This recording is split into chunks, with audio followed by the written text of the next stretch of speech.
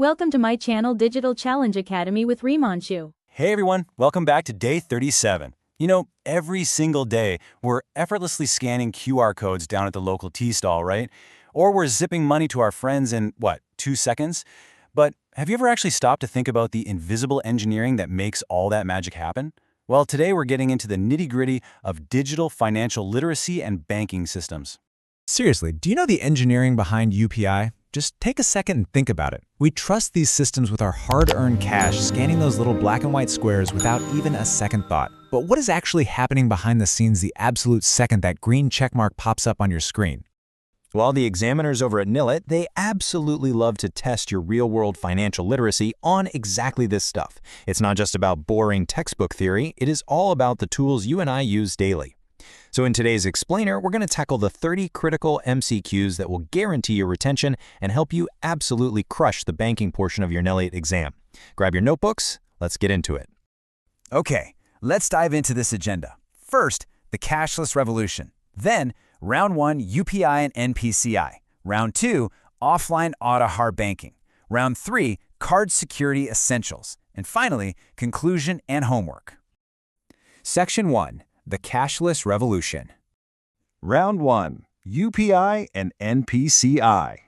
All right, so to really understand the cashless revolution, you've got to know that at the absolute top of this whole ecosystem sits one massive umbrella organization, the National Payments Corporation of India, or NPCI. Look, if an exam question ever asks you which organization developed UPI in India, this is your definitive answer. NPCI is the master organization that manages all these major platforms, UPI, IMPS, and RuPay. Lock that into your memory right now, guys. Now, let's test you on a super common situational question. Can you send money via UPI 24 hours a day, 7 days a week? Come on, take a guess.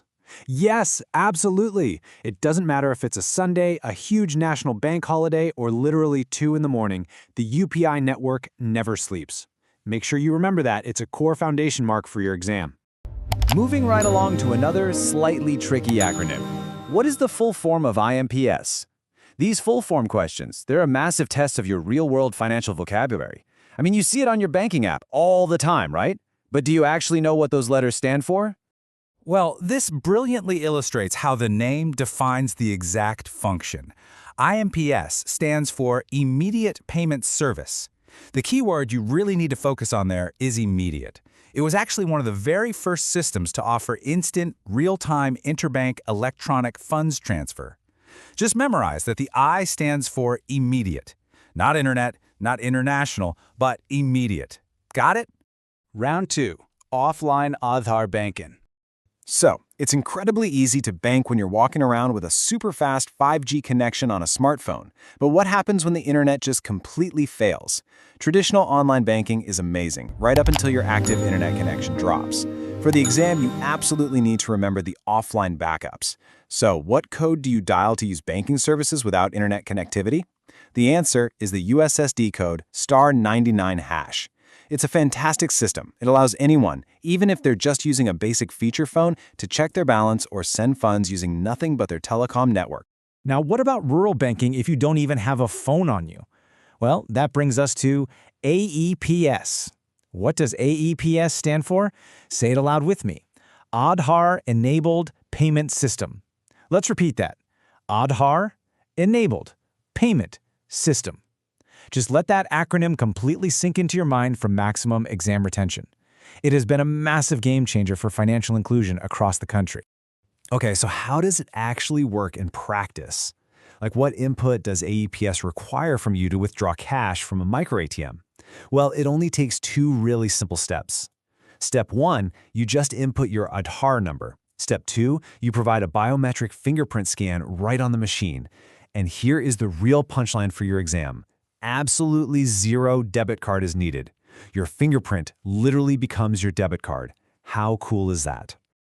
Round 3, card security essentials. All right, we're shifting gears a bit now into a strict security check narrative.